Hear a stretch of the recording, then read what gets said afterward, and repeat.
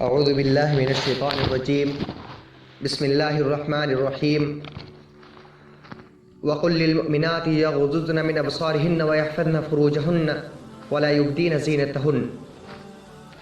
او کما قال اللہ تعالی فی القرآن المجید۔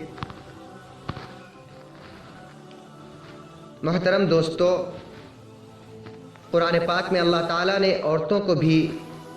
مردوں کی طرح نظریں جھکا کر چلنے کا اور اپنی عزت کی حفاظت کرنے کا حکم دیا ہے، لیکن عورتوں کو مزید پردہ کرنے کا حکم بھی دیا ہے۔ لیکن آج دور یہ ہے کہ ہماری بہن بیٹیاں قرآن کو نہیں بلکہ سنیما کو اور موویز کو اور فلم انڈسٹریز کو اور فلموں میں کام کرنے والی ہیروئنز کو، اداکاراؤں کو اور چھوٹے چھوٹے کپڑے پہننے والی ڈانسرز کو اپنا رہنما، اپنا رول ماڈل، اپنا نمونہ سمجھتی ہیں۔ مزید یہ کہ ہماری بہن بیٹیاں بہانے تلاش کرتی ہیں گھر سے باہر نکلنے کے لیے۔ انہیں محسوس نہیں ہوتا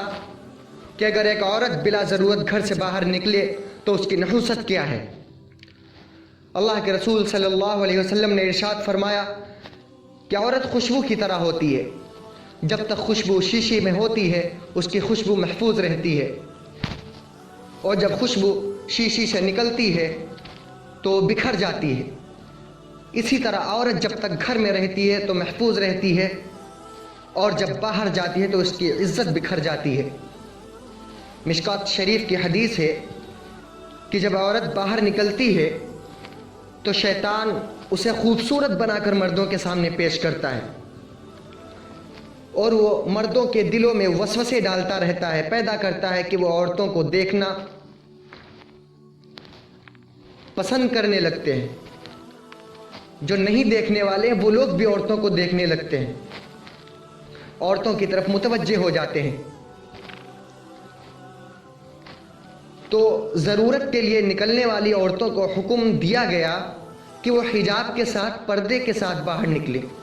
لیکن نہیں، ہماری بہنیں تو بے حجاب جانے کو پسند کرتی ہیں، بغیر نقاب کے جانے کو پسند کرتی ہیں، اور اپنے جسموں کی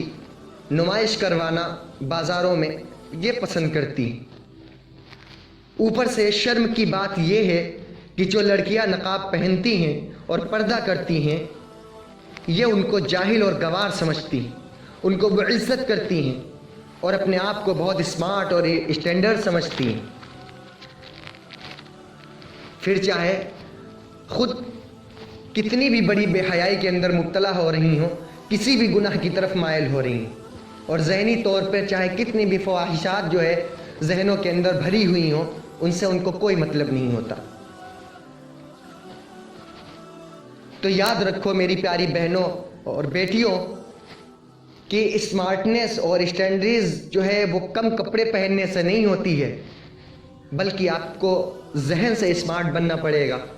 اپنی سوچ سے اسمارٹ بننا پڑے گا۔ ٹریڈیشن جو ہے وہ کلچر ہے ہمارا، اب چاہے وہ ٹریڈ جو ہے اسلامک ہو تو ہمیں اس کو اپنانا چاہیے، نہ کہ صرف دنیا کو دکھانے کے لیے، اپنے آپ کو اسمارٹ بنانے کے لیے ہمیں گناہوں کی طرف متوجہ ہونا چاہیے اور گناہوں کے دلدل میں پھنس جانا چاہیے۔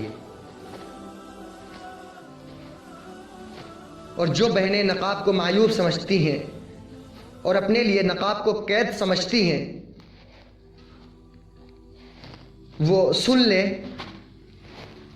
کہ ایک مرتبہ،